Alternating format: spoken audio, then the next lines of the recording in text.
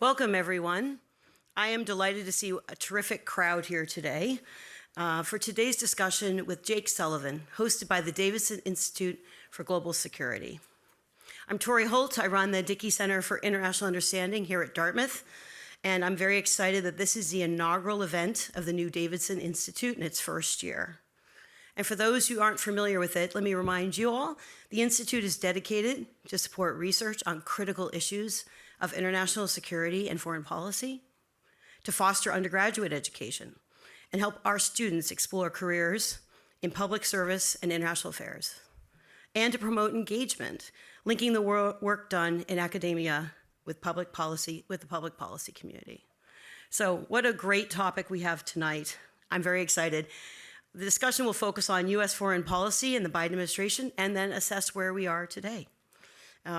We know that world events definitely demand this kind of attention and understanding, not just in the moment, which many of us are keen to discuss, but also in the longer term, to look at trends and understand what research and analysis can bring to bear on policy questions.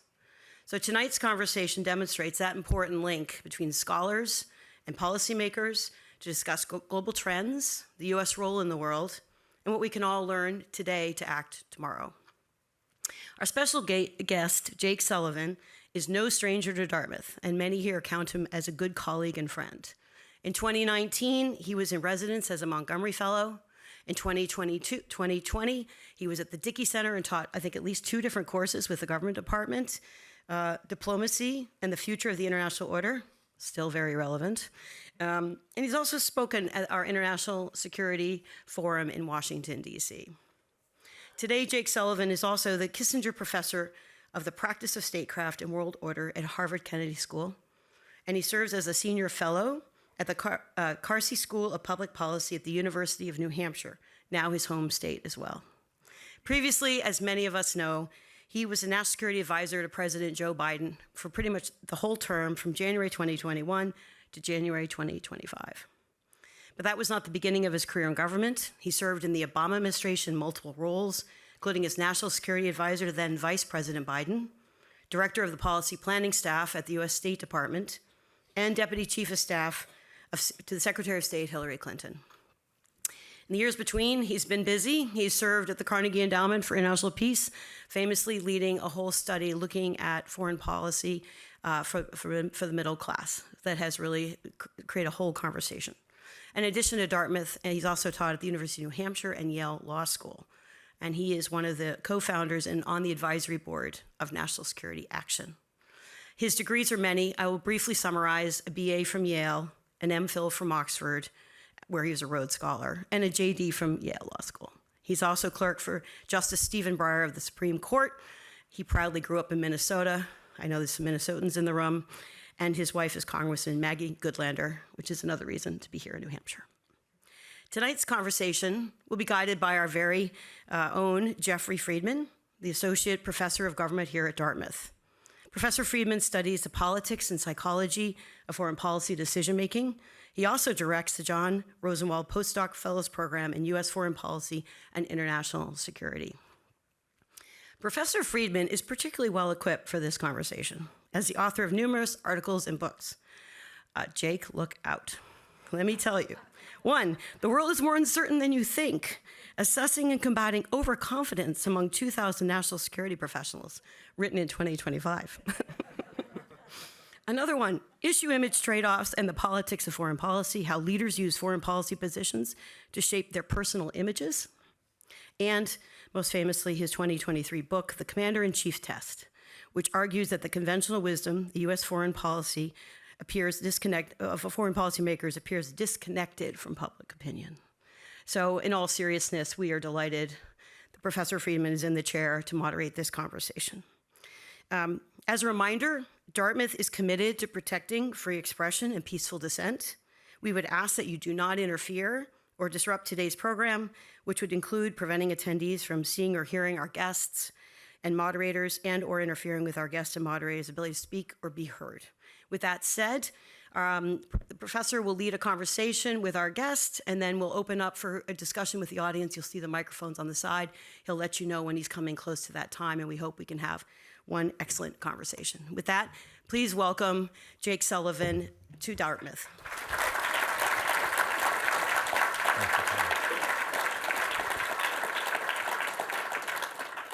Thank you, Tori. As Tori said, I'm going to open with about 40 minutes of questions for Jake. We'll then open the dialogue to you all.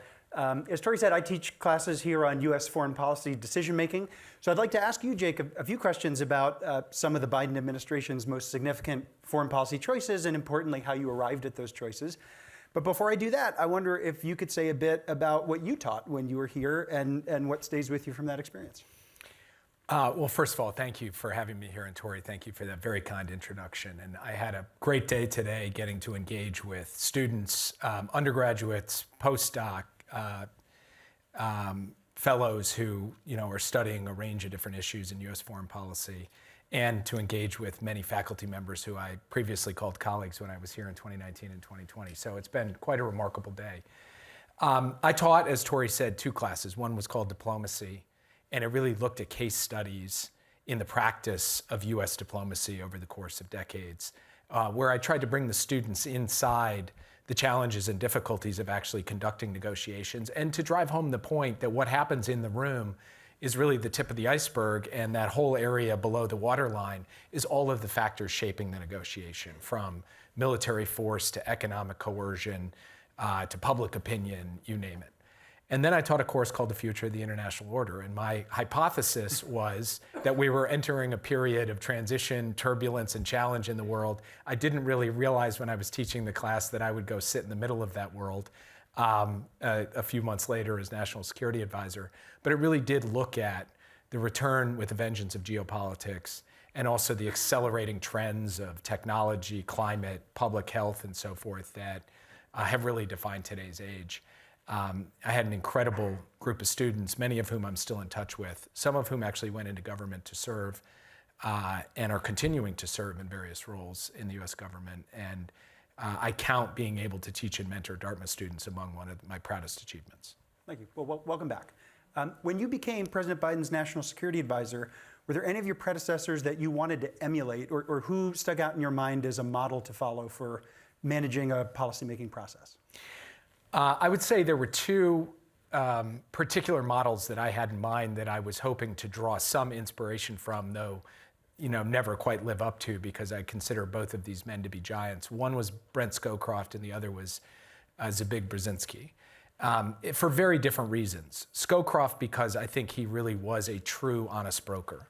He was somebody who took a cohesive national security team and made sure that each of their views and inputs got put before the president, that debate was robust and rigorous, that he was not putting himself at the center of all of those debates or putting his thumb on the scale one way or the other. And Brzezinski because he actually came to the job with a real world view about the underlying nature of international politics in his time. And I felt when I came in that there were 3 or 4 basic propositions that were going to guide the Biden foreign policy that emanated from the president, but that I had to maintain in my head as North Stars at all times.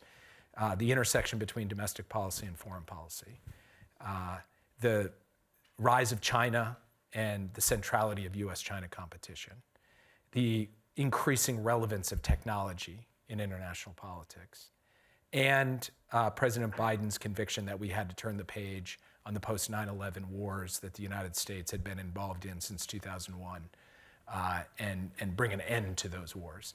So what I tried to do was have those North Stars in mind from the president and never forget them no matter what happened in the inbox that day, but also try to run a process where the president was always presented with the full spectrum of opinions and inputs from his principles.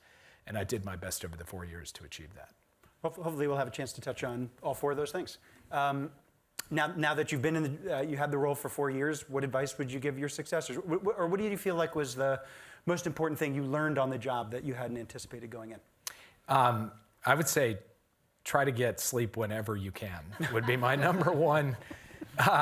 It's funny, every national security advisor likes to say that their time in the seat was the most complex, most challenging, most difficult. with the most things thrown at them. But in my case, it was actually true. So, so there's that. But my main piece of advice would kind of draw from the answer I just gave, which is there is a lot happening in the world right now, and you got to be on top of all of it. But at the end of the day, you also have to have a sense of where you are trying to drive the core inherent strength and security of the United States. And if somebody asks you kind of what's the main thing, you have to be able to give an answer to that question. And you can't, in that sense, just kind of go from one inbox item to the next. The question that's on every undergraduate's mind: to what extent did you use ChatGPT in the service of the president? By the time I left, so first of all, ChatGPT did not exist when I became National Security Advisor. Generative AI was just barely peeking over the horizon at that point. We began getting briefed by key people in the key AI labs in advance of ChatGPT coming out and some of its predecessors that this capability was being developed so that we could give some advice and guidance with respect to the national security risks associated with it. So we began planning for this, but we were adapting along with the rest of the world. This comes out November of 2022, I believe, is when ChatGPT hits the world. By the time I left in January of 2025, ChatGPT was not on US government servers or White House servers. So I did not use ChatGPT in service of my job. I think that is now starting to change, but it's a good indicator of how the technology moves a lot faster than the policymakers move. Despite our efforts to stay abreast and atop this rapidly changing landscape, this technology is moving at an unbelievably fast pace, and there is always a gap between where it's going and where the policymakers are, and trying to keep that gap as narrow as possible is a very difficult task. Same goes for college campuses too, I can assure you. Let's move on to Russia. So at the start of the conflict, lots of people warned that US involvement in Ukraine would cause Russia to escalate, including nuclear use, which Vladimir Putin was not shy about threatening. It seemed like you were very careful about weighing the risks and benefits of incremental escalations over your time in office. I wonder if you could just give us a sense of how you approached those risks and benefits and thought about it and reached a point where you were confident that the upsides of additional weapon system or relaxing some constraints on their use would help to channel the conflict in a positive direction. I'll start by saying escalation risk is an extremely difficult challenge to get your arms around. There's no algorithm, there's no mechanical formula, there's no book you can go consult to say, if I do this, they will do that. Particularly not in the uncharted, at least in many decades, uncharted territory of a major land war on the European continent. So we had to ask the question, if the United States of America not only is supplying the weapons, but also supporting with intelligence, enablement, transport, a whole coalition of countries essentially feeding the Ukrainian war machine, and the result of that is the deaths and injuries of very large numbers of Russians, what are they going to do about it? And sitting here today in 2025, I think we look at that question a lot differently than anyone reasonably would have looked at it in February of 2022, where you would have said, is there a risk? Yeah, there's a risk. How big is the risk? I don't know. We got to measure that. So what we tried to do is basically say, we are not going to be deterred or paralyzed by the possibility that Russia will escalate. We will support Ukraine. We will supply them with a vast quantity of materiel and support that will enable them to defend their country and push back against the Russians. But we are also going to constantly look at the question, could this end up in a circumstance where the US ends up directly at war with Russia, and you have two nuclear armed powers squaring off against each other with US forces in harm's way? And President Biden was determined to support Ukraine without ending up in a direct shooting war between the US and Russia. Now, a lot has been made of the nuclear risk. And I think the way the simple story goes is Russia threatens nuclear use, and that causes the US to get concerned. And I think that's not quite an accurate description. First, the main escalation risk we were concerned about out of the gate was not actually nuclear. It was forms of hybrid warfare where Russia begins to put pressure on Europe or on the United States through cyber, sabotage, cable cutting. Just give you a hypothetical, many drones over Poland, for example, and begins to press in various ways, short of outright conventional war, against NATO and against the United States. And of course, that did happen. And the question, and so we had to think about where can that go, how far can it go, and how do we manage that risk, push back against that risk, deter that risk. Second form of risk we had to be concerned about was the possibility that Russia decides to take some direct hit against NATO territory, even a one-off, even a modest hit. Some people say, oh, they never would have done that, it's not even possible. But I don't know how many of you guys remember the fall of 2022 when the news alert hit, missile strike in Poland, 2 people killed. I don't think a lot of people immediately were like, no chance that was the Russians. In fact, it was quite the opposite. It was, holy shit, did this just get going? Did the Russians just attack? Now, it turned out, that happened to be in the middle of the night in Bali, Indonesia at the G20. And I got woken up by a call from back in Washington saying this has happened. 3 o'clock in the morning, had to get out of bed, get the president up, get Secretary Blinken up, get around a table, call the Polish president, call the NATO Secretary General, go through it with our intel and military to try to determine if in fact Russia had just attacked NATO territory, with the president having said not 1 inch, never 1 inch, and what all of the consequences of that would mean. And the Poles were convinced in the early hours that this was in fact a direct attack, a lethal attack taking the lives of Polish citizens. And it took us some time to unravel it and to see that what had happened was Russian missiles had come flying in to hit a city in western Ukraine. The Ukrainians had fired a surface-to-air missile to intercept, and it had gone basically off course and landed in Poland, which settled the situation down. But it was a good reminder of how none of this was a foregone conclusion. Then there was the nuclear risk piece. That also was fall of 2022. And this was less about the provision of support by the United States to Ukraine and more about the basic question. If Ukraine causes, through its counteroffensive during that time, the catastrophic collapse of Russian lines, what is the likelihood that Russia would use nuclear weapons in response to that? Do you know what our intelligence community told us? They told us if that were to happen, 50%, right? 50-50. Coin toss, that Russia will make the first use of nuclear weapons since Hiroshima and Nagasaki. Okay, so the president gets presented with that. Now, I saw people on TV in that time period go out and say, can't worry about that. I believe that it is absolutely the president's solemn responsibility to worry about that. And it's the National Security Advisor's solemn responsibility to worry about that too. Not to be paralyzed by it, and through that entire period, we continued to supply weapons to Ukraine, but to get into gear.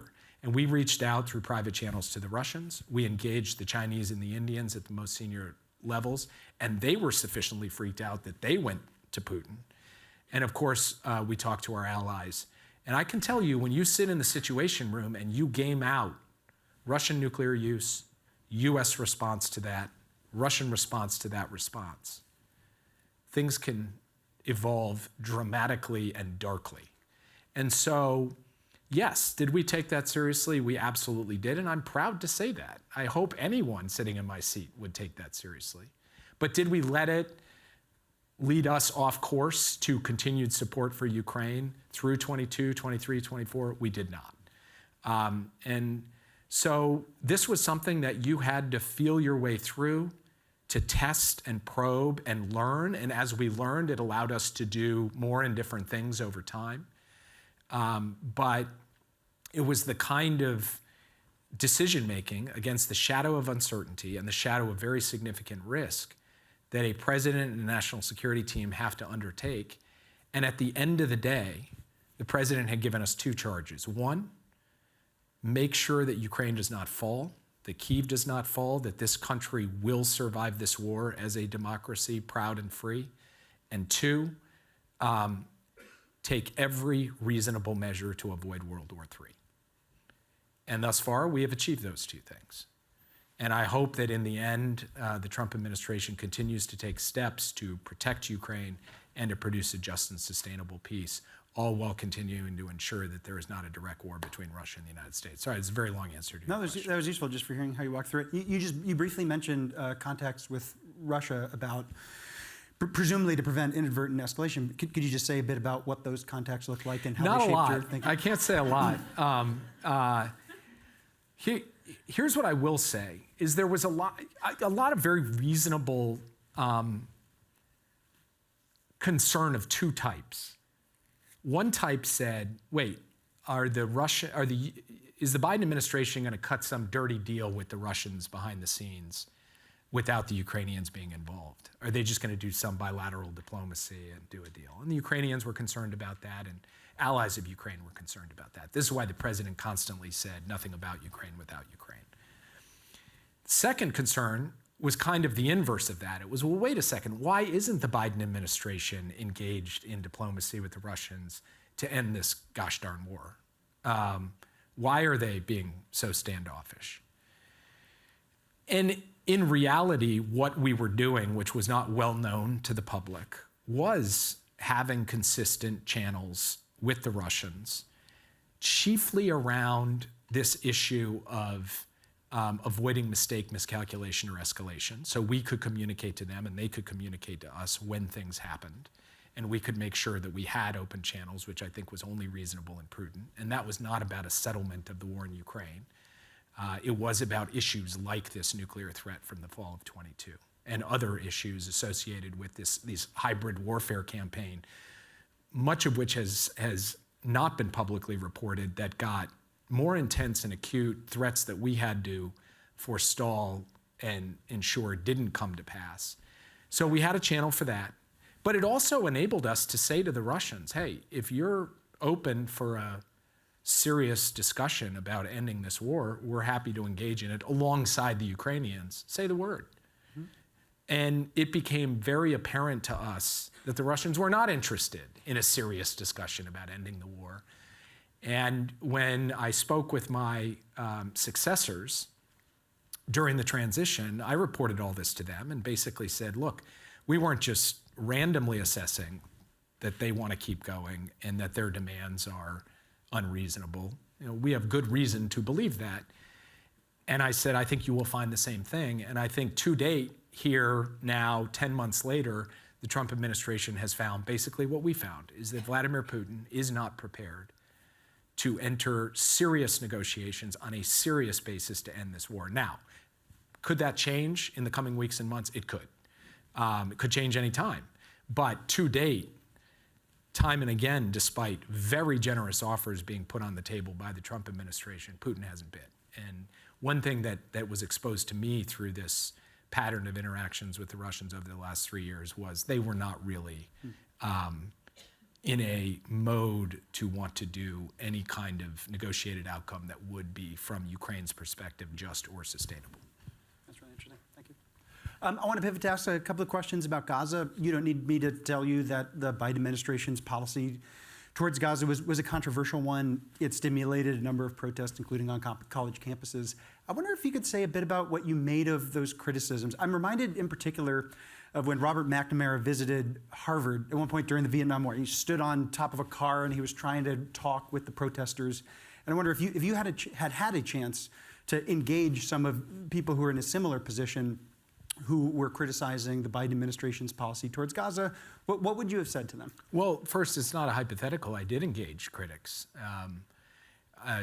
During 2024, both by Zoom and in person at the White House, I had people who I sat across the table from or sat across the Zoom from who had very passionate views on the subject, and heard them out and explained the president's policy.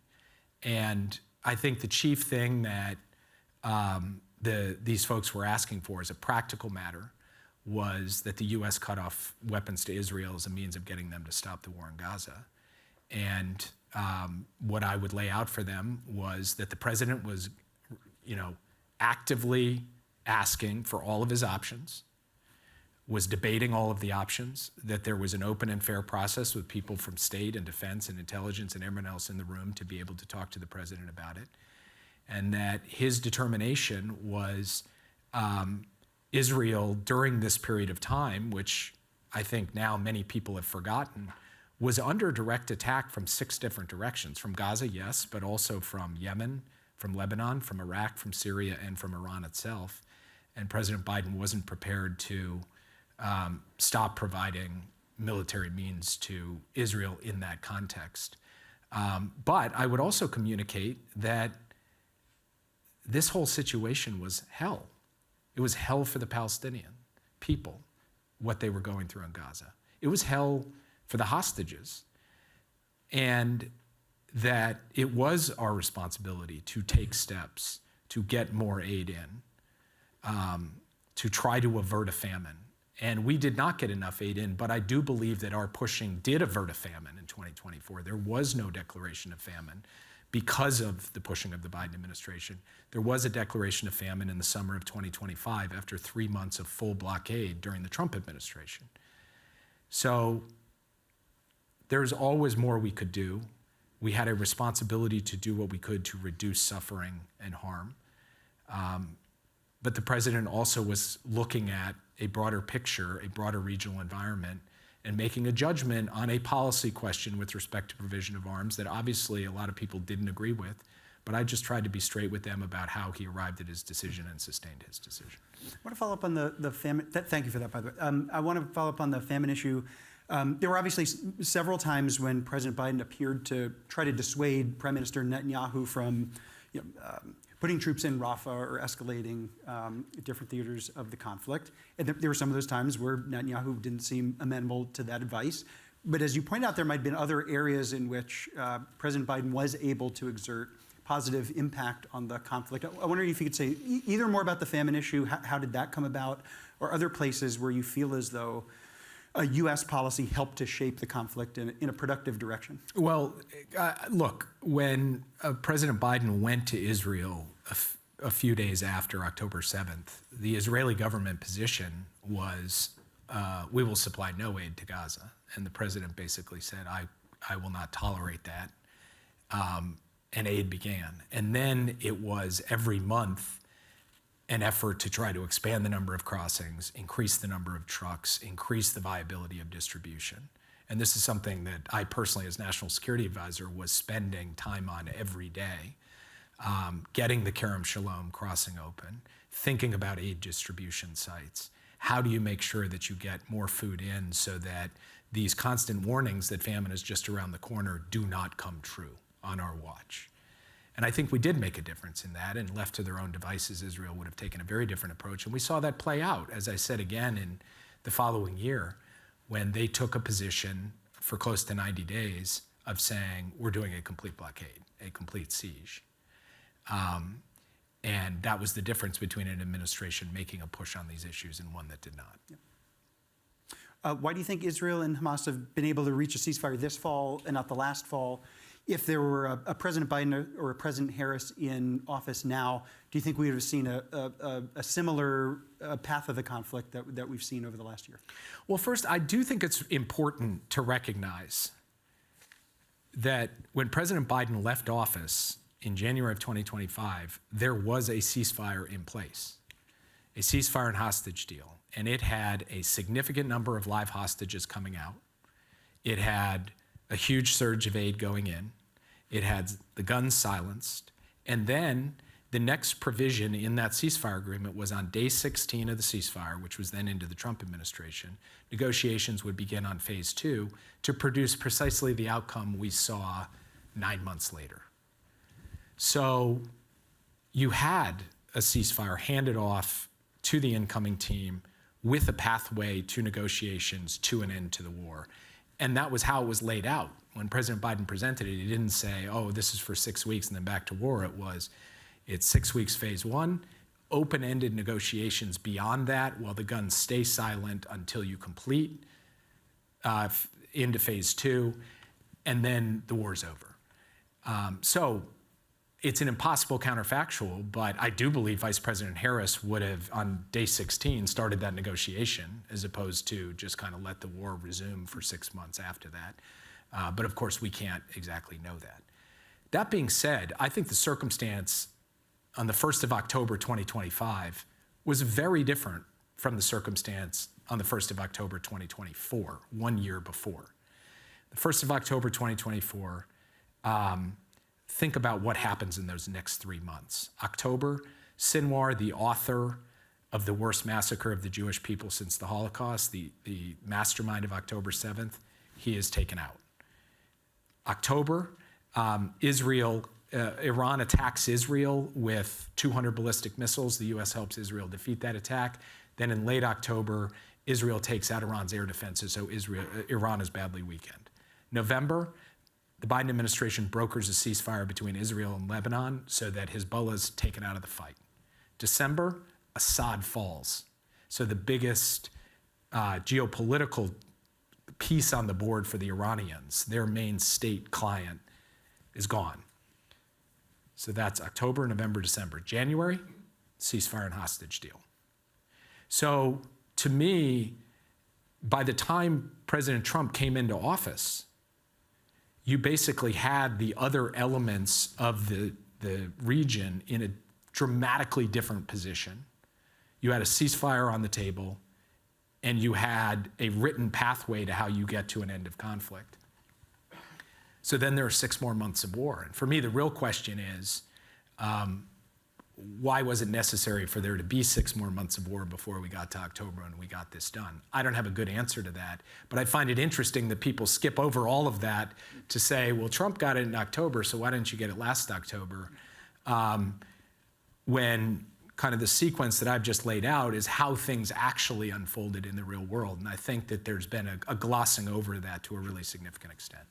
I will say all that and also say, as I was speaking about with the professors earlier today, diplomacy is about timing, statecraft is about timing, and I do think this administration saw a moment, an opportunity after the Israeli strike on Qatar to take action, and they moved and they acted. And I was on CNN right after this happened, and I was asked, do you give them credit for getting this done? And I looked at them, I was like, of course I do. You know, these are hard things, and they deserve credit. So I'm not sitting up here to fly spec or armchair quarterback, but I do think it's important for people to understand the full history and context of how things unfolded at the end of 24 into the beginning of 25, and then ultimately over the course of this year. I want to pivot entirely to East Asia now, ask you some questions about US and China. We teach in Introduction to International Relations, the hardest thing to do in statecraft is assess other countries' intentions. This seems totally fundamental to the future of the US-China relationship.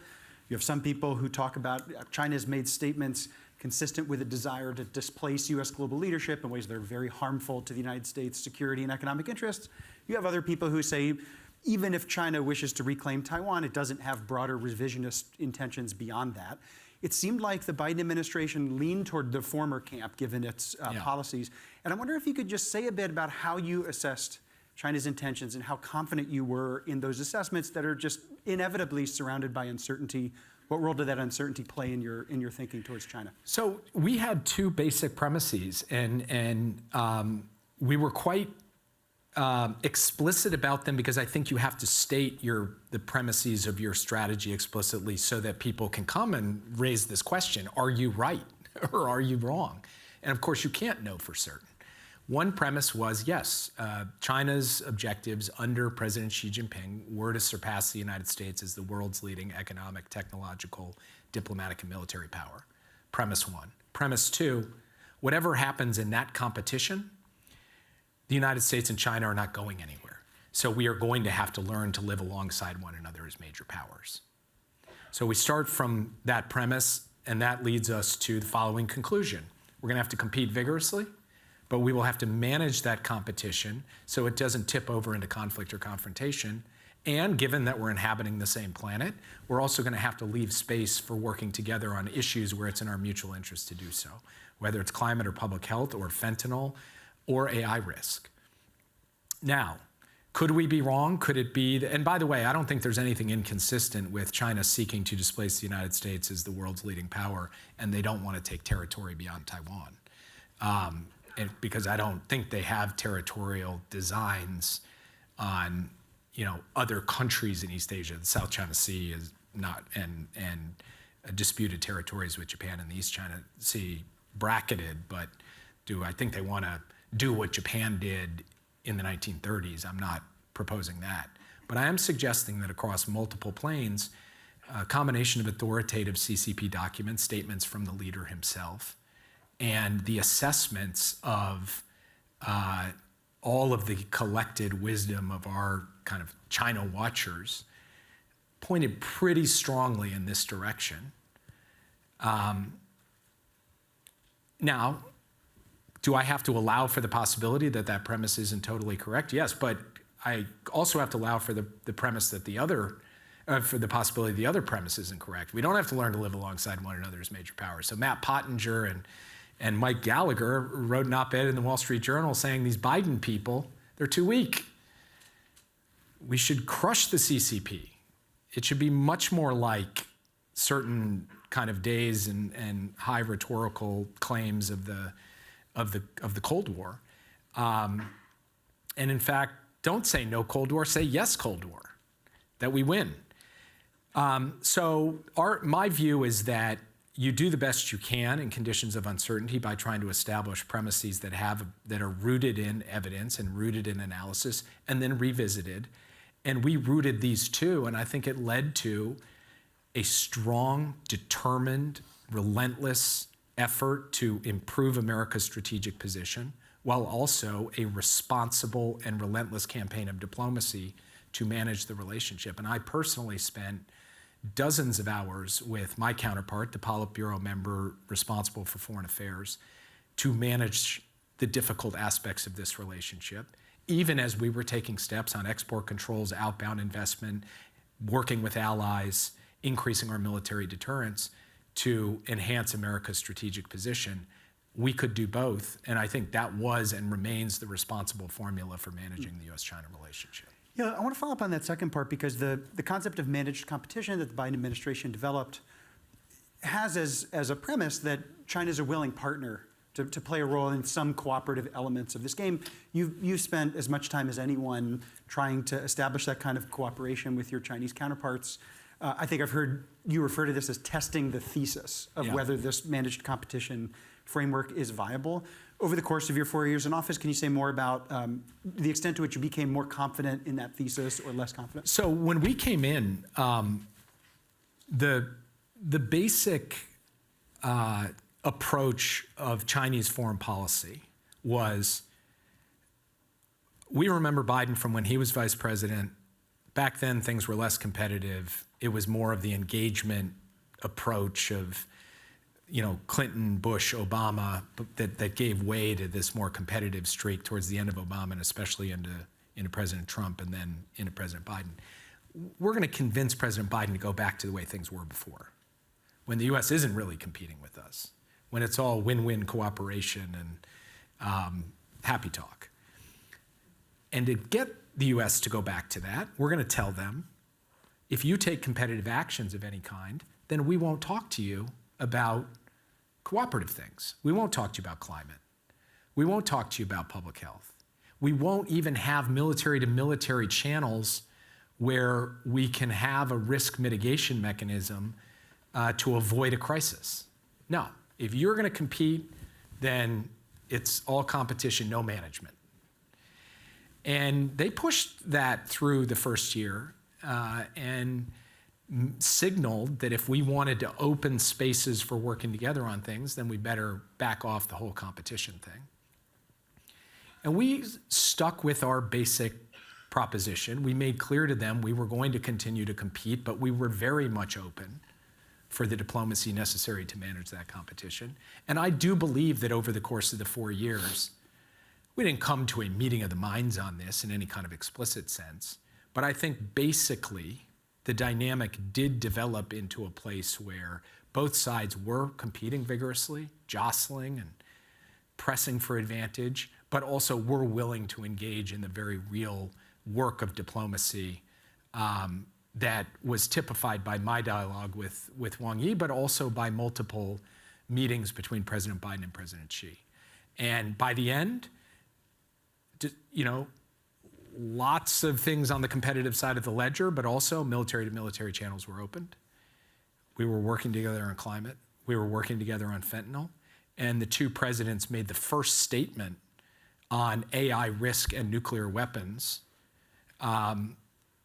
and showed that they could come to a meeting of the minds even on very delicate strategic issues, even in the midst of this broader competition. So I think that that was the right way to approach things, and it required both a determination to sustain the competitive actions and a determination to sustain the diplomacy. Now, I also believe that just coming out of the gate and starting a massive trade war that has led to a totally different dynamic this year has not inured to the United States' strategic benefit. And I think in the end, the more relentless, methodical strategy that we were pursuing was the right tack, and I would like to see this administration move back onto that tack. Another element of competition with China is the Biden administration's industrial policy. This really seemed like a real qualitative shift in the way that the United States has conducted economic policy for quite some time. There were a number of major elements of the so-called Bidenomics agenda, the CHIPS and Science Act, Infrastructure Investment Act, Inflation Reduction Act. So you're here again really testing a thesis about a different model for managing economic competition with China. I wonder if you could reflect on how the evidence came in on that. At one level, there's obvious successes. Additionally, it seems as though the United States often lags well behind the pace with which China, an authoritarian state, can develop these industries. So I'm presuming that you saw this as a valuable start. How much more room do we have to go in order to be able to keep up with Chinese economic competition in order to stave off that challenge? Look, we started something through these industrial strategies, basically taking the tools of public investment to make sure that we were building out resilience and productive capacity in the technologies of the future: semiconductors, batteries, clean energy, critical mineral supply chains. And this was a real break from quite a long history of not doing this thing, where industrial policy as a phrase was kind of seen as almost uncouth. And so we were experimenting with new tools. We were not blazing new trails because America's had a long history in previous generations of industrial strategy. We just got out of the business of it in the last several decades, but having to recut trails that had really grown over. And I would say we made a very good start of it with the CHIPS Act, and you see that playing out now in the semiconductor supply chain and the fabrication capacity that's growing up with TSMC in Phoenix. I think we made a very good start of it with respect to battery technology and some other aspects of the clean energy supply chain that the IRA has brought through. We made modest progress on things like rare earths, but as we've seen this year, not nearly enough. And I think the Trump administration has taken some important steps to try to push that forward, but even that is not enough. I think we have to go even further to abate that particular vulnerability, and we need to do it fast. And I would just say, I had a long conversation with Ezra Klein by telephone, sitting in a Dunkin' Donuts parking lot in Concord. And I knew I was talking to him as a reporter, but I kind of was just venting about how hard it is to build at speed and scale, how easy it is to block action in infrastructure and supply chains, and was just kind of getting stuff off my chest. So then I saw all that in print in the New York Times a few days later. But I meant what I said. 10 people can say yes to something, one person says no, it's hard to move it forward. And the US is not that good at these muscles because we haven't exercised them in a long time. And also, oh, by the way, you do have to be somewhat cautious and careful when it comes to industrial policy so it doesn't swallow the innovative, private sector, dynamic market economy that has made the United States the country that it is today. So this is a balance, and it's something that I think we're going to have to learn and iterate over time. But my conviction coming out of 4 years as National Security Advisor, where this was a major focus of mine, is that as we look ahead, we need to think about how do we overcome some of the obstacles that slowed us down? How do we move more rapidly, more effectively than we were able to do, despite the fact that I do very much believe we put the United States on the right track. Just a couple other assorted questions for you before we turn it over to the audience. As Tori mentioned, you wrote very eloquently before going into the White House about the need to connect America's foreign policy with the middle class. Obviously, easier said than done. The example that came to my mind was Henry Kissinger's Heartland speeches in 1975. He goes barnstorming through the Midwest. Great media acclaim for these eloquent speeches. The next year, the GOP disavows his foreign policy and its party platform, and he's out of office. So it's like, others have tried this. It's hard. And I wonder what lessons you learned from that as your time at NSC. If you were writing that Carnegie report today or updating it, what would you put in there that didn't the funny thing is about foreign policy for the middle class, I go back and forth as to whether we should have developed this tagline or not. On the one hand, it helps stimulate a debate. It's an evocative phrase, and that's good. On the other hand, it sounds like a political slogan, and it's really not meant to be. It's actually meant to be a substantive observation about U.S. foreign policy, born of experience. Because my experience in previous jobs in government was in the Situation Room. In foreign policy, unlike in domestic policy, you didn't sit around saying, what is this going to mean for a working family in the middle of the country? How does this affect them? How are we setting our priorities? How are we developing our international economic policy? How are we thinking about alliances as ultimately reinforcing of a better livelihood or a safer existence for the American middle class? And that we needed to think about foreign policy through that lens. That's a substantive observation much more than a political argument. And I would be the last person to try to do a barnstorming tour. I just as an aside, in 2016, I gave a speech in Ohio at a campaign event for Hillary Clinton where I used the phrase liberal international order. And someone came up to me afterwards and said, I don't know what that is, but I don't like any of those three words. So I said, okay, maybe we shouldn't do that.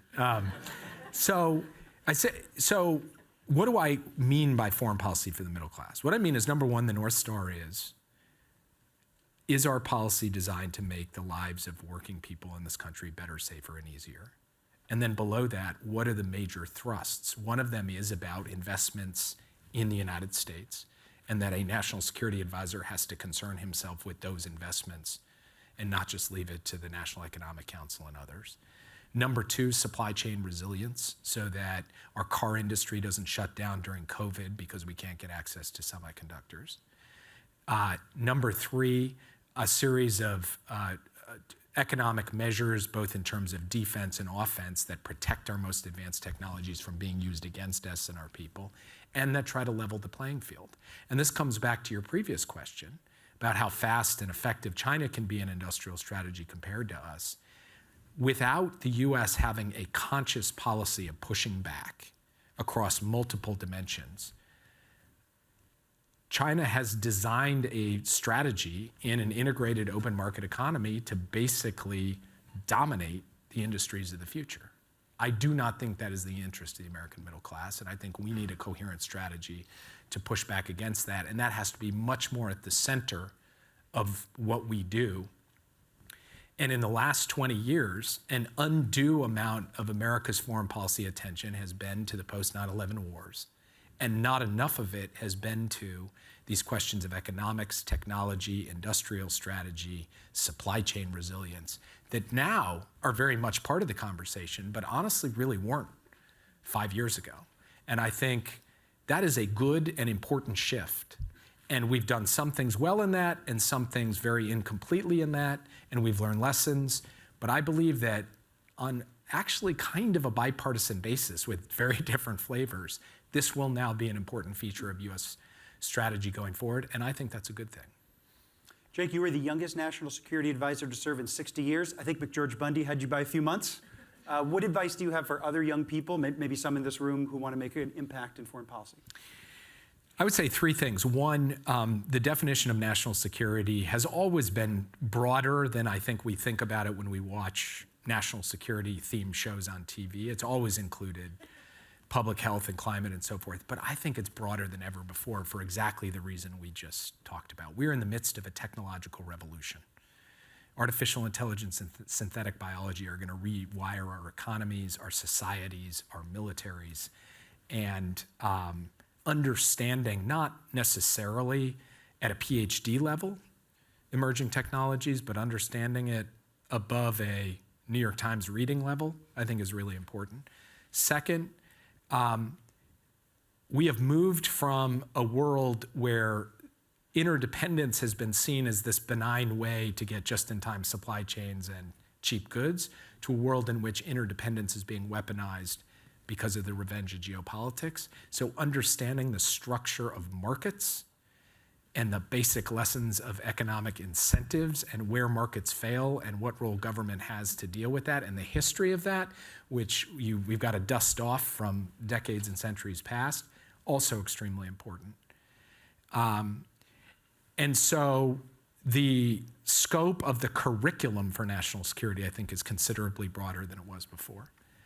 And then the other major piece of advice that I would give, not just to people thinking about going into foreign policy, but really going into anything, is to have the discipline to know the difference between your convictions and your opinions, to hold fast to your convictions, but to change your opinions when you are presented with good arguments and new evidence, and occasionally say, hey, you know what? I was wrong about that. Because honestly, what are the odds that you're right about everything all the time? They're not very high. And yet people think saying, you know what, I was wrong is somehow a sign of weakness. I don't think so. I think it's a sign of intellectual and moral strength. And having that flexibility with respect to being able to adjust your point of view based on what you learn while having deep core convictions about what you believe, this is the way to be the most effective type of person in the world, professional in the world, and foreign policy practitioner too. Jake, I have just one more question for you. So while I ask this, I just encourage particularly undergraduates to go up to the microphones if you'd like to ask questions. What's a foreign policy accomplishment for which you think President Biden doesn't receive enough credit? You know what? I actually think ending the war in Afghanistan he doesn't get enough credit for, because it was, there were huge challenges and there was tragedy and the death of 13 brave Americans and so many Afghan civilians. But I really do believe that the president's decision, which previous presidents had looked at and decided was too hard to end that war, has left America better off. That if we were still at war in Afghanistan today, the end of 2025, we'd be entering our 26th year of war, and to the detriment of our ability to keep this country safe and to keep this country strong. And so I believe that decision was the right decision. Okay. Let's go to the microphones. Just please introduce yourself and be as brief as you can. Hi, my name is Aryan, and I'm a student currently taking a grand strategy class with Professor Wolford. And today in class, we in fact discuss, what might China's grand strategy actually be? And I was wondering, in your assessment in dealing with Chinese diplomats and strategists, are these guys actually long-terming grand strategic thinkers, or more, making up ad hoc decisions on the fly? So, the classic line is that the US thinks in years, maybe now we're down to weeks, and China thinks in decades. I think that there's a little bit of kind of goosing the CCP and the PRC in that. I think the reality is that they do have a longer-term view about what their priorities are and how they want to achieve them, but they also can make considerable shifts, and we have seen that. And one example of that is before Xi Jinping became president, the prevailing strategy was hide and bide. Hide your capabilities and bide your time. Xi Jinping moved sharply off of that. Then, of course, Xi Jinping presided over the zero COVID policy resolutely, relentlessly, until he didn't. So I think it is both the case that the PRC does plan longer term, economically, technologically, militarily, and beyond, but also makes adjustments, sometimes quite dramatic strategic adjustments. And anyone who thinks there will just be an absolute straight line over the next 30 years hasn't looked at the last 30 years where there have been these kinds of changes. Thanks. Over here. Good evening. My name is Carter. My question, I think, is sort of a fascinating feature of U.S. foreign policy is that, unlike other maybe more authoritarian countries, we have a clock as to when the administration is going to shift. And so when you had that 2-month countdown start in November of 2024, I'm curious how yourself, President Biden, the administration, prepared for a radically different foreign policy while you were still in office. It's an interesting question because, of course, you're preparing for something that when it comes, you're going to be sitting on your couch. So you don't yourself have to, then you're out of your job. But President Biden gave us instructions to take the transition extremely seriously, in large part because the transition he got coming in was completely shabby. First, you had a president who was refusing to accept the results of the election and even allow incoming administration officials into federal buildings. Second, you had very little handover of paper or information so that we would know what we were dealing with. I had an exception. My predecessor, Robert O'Brien, actually was quite forward-leaning in working with me, but across the US government, you saw very little of this. And this was during a massive crisis in the middle of COVID. So President Biden said, we are going to have a very concerted professional transition. And I spent a lot of time with my successor, Mike Waltz. I spent time with other senior Trump administration officials, walking them through the state of play on all the files, talking them through how we were approaching things that hadn't been in the news, that no one else really knew, that we were reading them in on, and trying to have a baton handoff that would be as smooth as possible, so that when we walked out, we could look the American people in the eye and say, we did everything to do a good job preparing. Now, could we block or constrain the Trump administration from being able to pursue the policies it wanted to pursue? I can't rule out that someone could conceive of ways to do that. President Biden made clear that it was not our job to try to game that in that way, but rather he was elected. He gets to conduct his foreign policy. Our job is to try to set him up for success to the greatest extent possible. And that's effectively what we tried to do over the 70-odd days of that transition. Thank you. Please. Hello, my name is Issa Allison. I'm inside of Ambassador Lawrence's multilateralism class, and I wanted to ask you about how you weigh the importance of a reverse Kissinger strategy in foreign relations or strengthening U.S. allies' relations to kind of counteract the rise of authoritarian governments. Great question. So for those who don't know, the reverse Kissinger refers to the fact that the Kissinger strategy was to court China so that it would peel away from the Soviet Union during the Cold War and draw closer to the United States. And so that's Kissinger. Reverse Kissinger is court Russia to peel them away from China and draw closer to the United States.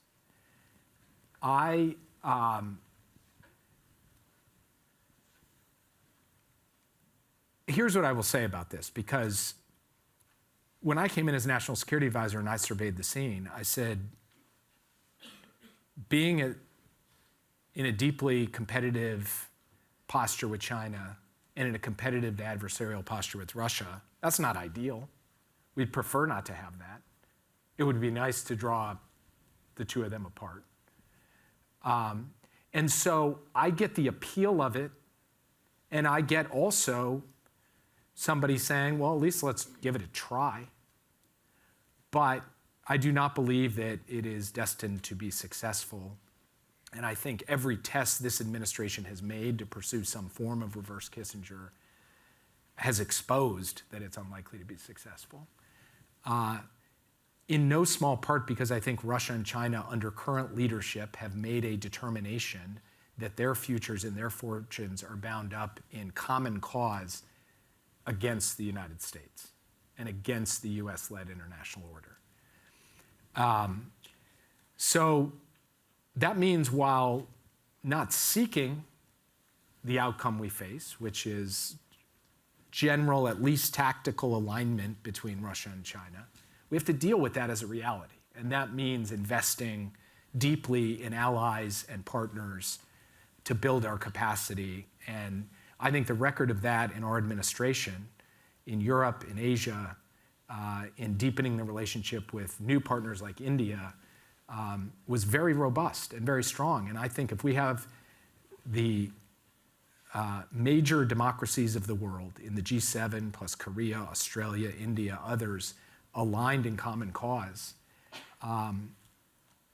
that is a very formidable front.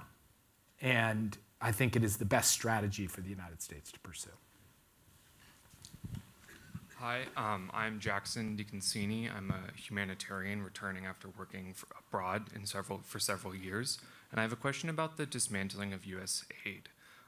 This obviously has had tremendous humanitarian and development impacts, but I was wondering if you could speak to the national security impacts that this might have as well, specifically as this was justified largely because it did not help the middle class. I also was wondering if you could speak to how U.S. aid maybe did have impacts for the middle class in America. Well, I'll tell you one very direct way, and it got a lot of senators and congressmen quite upset because a lot of the, as you know well, the food aid that gets sent to developing countries as part of our humanitarian mission is grown by American farmers with the money going into the pockets of American farmers. So there's a direct way in which a huge amount of our aid actually ties back to the economic livelihoods of people in this country. That's direct and real. And then I was speaking to a group of students earlier today, and I referenced John F. Kennedy's speech at the founding of USAID. It was established in 1961, and Kennedy gave a speech in which he kind of unusually, rather than just say rah, rah, he actually said in the speech, why do we have to keep doing this after 15 years? Shouldn't we be out of the business of foreign aid? And he said, it is directly tied to the prosperity and security of Americans, and walk through how. The reduction in instability, the impact on public health. I would add to that something he didn't talk about, the impact on the climate. These are things that have very direct and real impacts on people here for pennies on the dollar. What's amazing is a lot of folks think we spend an unbelievable amount of our general budget on foreign assistance. It's less than 1%. And you see those payoffs ripple through. Like, I'll just give you one example. USAID had a program where it dispatched personnel to countries around the world to be early warning for potential pandemics. It had people in China. The Trump administration in the first term pulled them out. Now, I'm not saying necessarily that they would have seen COVID-19 beforehand, but let me tell you something, the fact that they weren't there certainly didn't help. That's just another very direct impact on people here in the United States from the work that we do with humanitarians overseas. So I think this is a massive national security own goal, and I would argue that the country that recognizes that more than anyone else is China, who immediately called up everybody who just had their USAID funding pulled and said, hey, we'll come help you out. So I do think now the charge for those interested in the future of development as a pillar of American power, influence, and goodwill in the world is to basically say, okay, how do we build this in the future now that it's been dismantled in the way that it has, that really responds to the challenges of the moment? And as someone who has personally been on the ground in these circumstances, I'm sure you have plenty of thoughts of, hey, we could do this better, we could do that better. Let's try to take that opportunity now, because the only silver lining I see from what has happened is it opens that opportunity for the future. Hi, my name is Christian Bomer, and I'm a first-year undergrad. In 2023, you wrote a piece in Foreign Affairs that, among many points, argued that countries in the Global South were interested in increasing cooperation with the United States. Under Biden's foreign policy, in which channels and on which issues did you engage these states, and how did you balance that with the more pressing security dilemmas you were talking about earlier? So I would say that the two dominant things that every country in the global south asked for, small countries, larger countries, the poorest countries and middle income countries, infrastructure and technology. And not just physical infrastructure, but energy infrastructure, health infrastructure. The infrastructure, basically, there's a platform for their countries to be able to grow and deliver for their citizens. And they were basically saying, we got China, we got Belt and Road, we don't love it. We would love a value proposition that is an alternative coming from the United States, the G7, the West. And we stood up something inauspiciously called PGI, the Partnership for Global Investment, which worked with the G7 plus the World Bank and others to mobilize significant capital to do large infrastructure projects. And one of those, President Biden actually went to visit right at the end of his time as president in Angola, which was the Lobito Corridor, which was a rail, digital, energy, and critical minerals corridor, Angola, DRC, Zambia, Tanzania. And similar corridors in Southeast Asia, and we were working on a very significant economic corridor, India, Middle East, up to Europe. So we had this concept that we were beginning to execute and mobilize capital around. And actually, interestingly, despite the, I think, very unfortunate slashing of State Department personnel, they have kept this feature, this PGI feature, in place because the Trump administration recognizes there is a value proposition in this.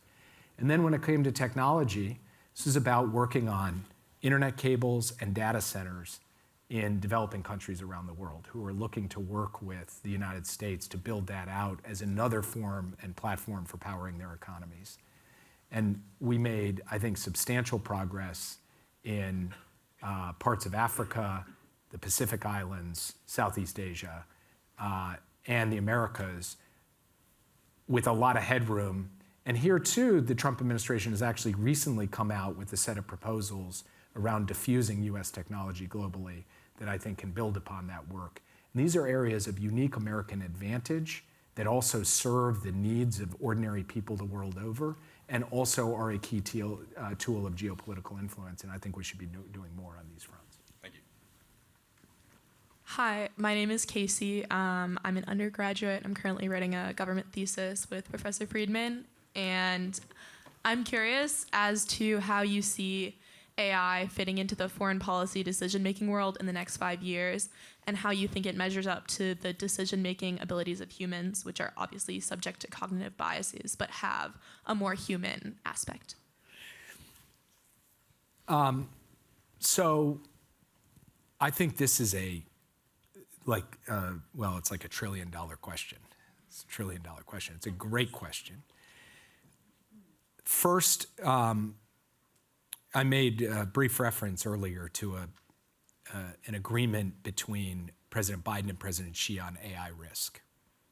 It was actually a simple statement, which is the United States and China agree that decisions to use nuclear weapons will be made by humans. Okay, so let's start there. Okay, nukes. We should not hand that over to AI. I would say there is a long way to go before I would be of the view that consequential policy decisions should be allocated to AI, given the fact that the technology is deeply imperfect, deeply biased, and also subject to various forms of misuse and just in the last day, we've seen reports coming out of Anthropic and OpenAI about ways in which it can be weaponized. So I think we're a long way off from this question being totally ripe. I would also say that when it comes to state-to-state military affairs, AI is going to cause decision-making loops to compress, is going to cause miscalculation risk to rise, and we are going to have to change the way we have communication mechanisms with our adversaries to adapt for and account for this. And then I would also say that we're seeing in real time on the battlefield in Ukraine, the extent to which AI is enabling targeting decisions that raise real questions under both international law and moral questions as well, that the Pentagon has been grappling with over the course of the past several years and will have to continue to grapple with.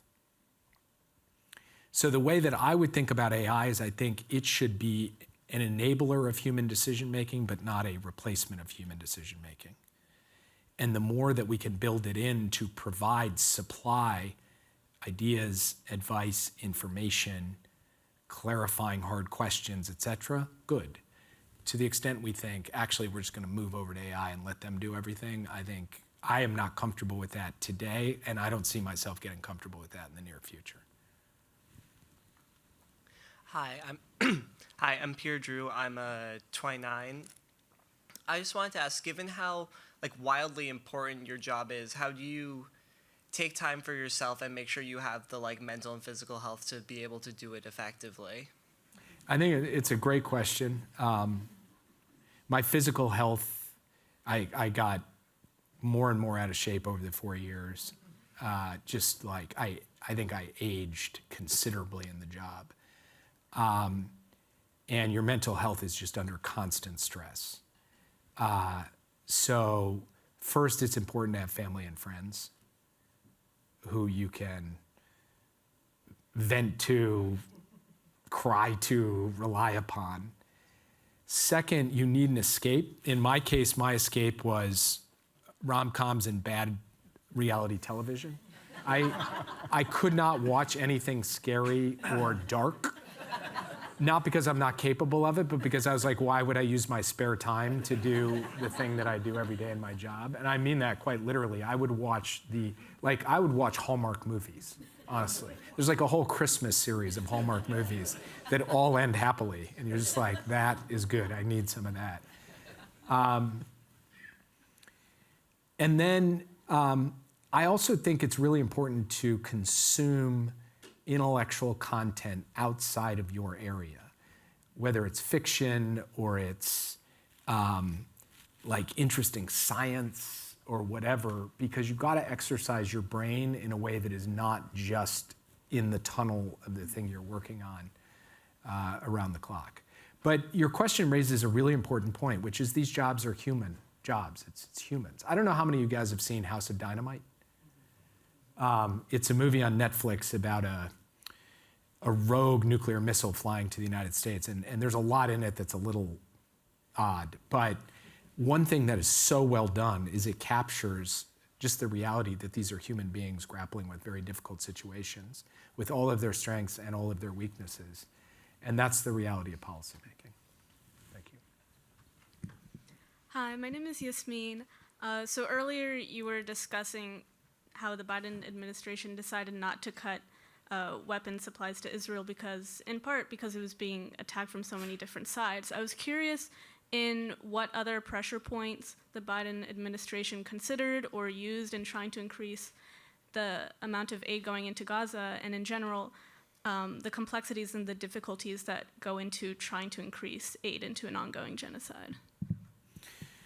So first, the Biden administration did suspend the provision of 2,000-pound bombs to Israel because we made the determination that in a densely populated urban environment, this ordinance is simply too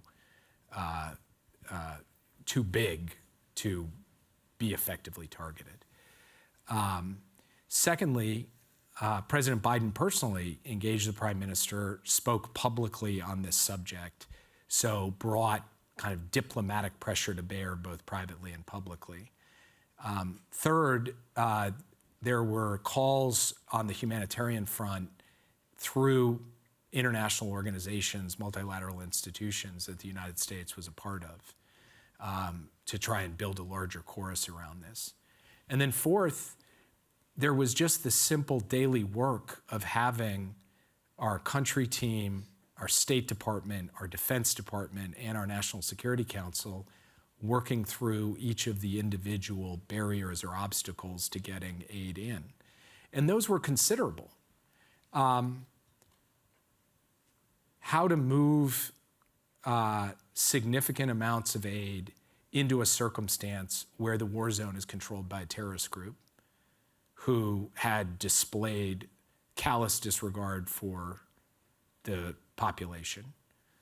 To what extent were they going to take it, divert it, hold it, use it as leverage? So how do you actually get food to people? That was a big challenge. Second, distribution mechanisms inside Gaza were frequently challenging, even if you could get the aid in from the other side. And then third, once aid was distributed around, it was difficult just to get it into the hands of people. So this was a huge practical challenge. CENTCOM actually devoted a significant number of planners to try and help figure out how do we just crack the aid nut, how do we get this stuff in? And just an enormous amount of work was put into this.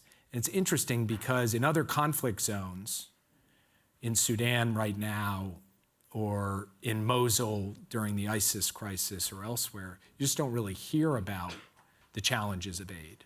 But they're very real in all these places, and they're familiar to humanitarian workers, not unique to Gaza, although there are unique elements to Gaza, but true everywhere. And it requires a combination effort across multiple agencies of the US government, the international community, the United Nations, and of course, pressure on Israel to try to make progress against this. Hello, I'm Theo, I'm a freshman from Greece, and I have a question on Syria. So after December and the fall of the Ba'ath regime, we have seen an influx of governmental violence and terror against Syrian citizens by the al-Sham fighters. And at the same time, President al-Sarraj of Syria is trying to establish himself as the legitimate representative of the Syrian people, and his approach has some form of success with President Trump. He called him a handsome man, met with him in Saudi Arabia. And Turkey likes this approach, Israel dislikes it, and the EU is somewhere in between. So what should be the position of the United States and the collective West in general towards the new Syrian regime? And does Trump's friendly approach towards al-Sarraj perhaps signal a legitimization of terror in international relations? So at the end of the Biden administration, we took the first measures to alleviate some of the sanctions and also to establish diplomatic contact with the new leadership in Syria on the proposition that we have to try to make this work in a way that serves the interests and the rights and needs of all Syrians.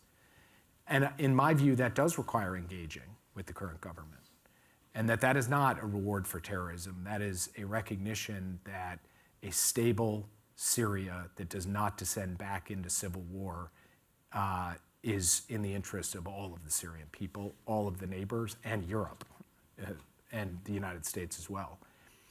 But it also means being clear about, in pushing back against attacks on minorities, a campaign of repression against those who are opponents or seen as enemies of the current government, and support for minority rights throughout Syria as part of a new constitutive, a new constitution for Syria. So I don't disagree with the Trump administration leaning forward, but I do think it requires the discipline to draw these clear boundaries around these issues that should matter to all of us, not just because they're the right thing to do, but because they're the only way to really keep the peace in Syria in the midterm to long term. We have 5 minutes left. We probably have time for two more questions. And then I should also say that because Jake has been generous enough to share all of the day with us, he does have to leave very quickly when we're done. So we're just going to ask people to stay seated so that he can quickly get to the exits when the time comes. Hi there, Mr. Sullivan. My name is Aiden Chappas. I'm a first-year undergrad here at Dartmouth. You spoke earlier about the need to hold on to one's convictions.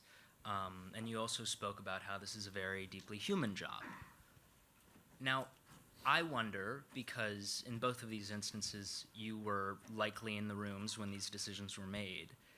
When you look at photos of the destruction and death that we've seen in Gaza, and another example being drone strikes in Pakistan that might have killed innocent civilians.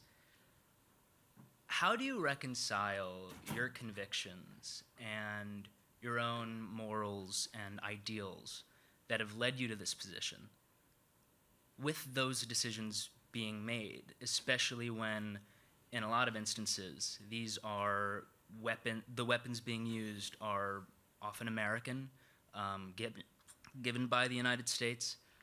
So I was just wondering how you reconcile that. Thank you for that question. And I think you have reinforced that, yes, this is extremely human, and I'm human, and I see those images and they break my heart. It is god-awful, and I've said so many times, that too many innocent people died in Gaza. Innocent people have died in other conflicts, including the other one you referenced, and in other places all over the world. And when you sit in my seat and you contribute to the decisions being made by a president, you have to stare that square in the face. You have to constantly ask yourself, what's the right thing to do? How do we protect American interests? But how do we also try to alleviate pain and suffering of innocence? And you do the best you can in light of all of the circumstances that you face. And then you have to constantly revisit that. And you have to do that by running a fair and honest process where you make sure you bring all of the information forward. You present the president with all his options. And you keep doing that over and over again. And I think about the pain and suffering in Gaza. I think about the pain and suffering in other conflicts that the United States has been involved in. Right now, the United States is not directly at war. It's hard to say whether that will change with respect to Venezuela soon. But we have been a lot over the course of the past decades. And that comes with a lot of pain and cost. And even to this day, 10 months out of the job, I lie awake at night and I think to myself about a whole range of decisions in a whole bunch of different contexts, because all of these have impacts on people's lives. About,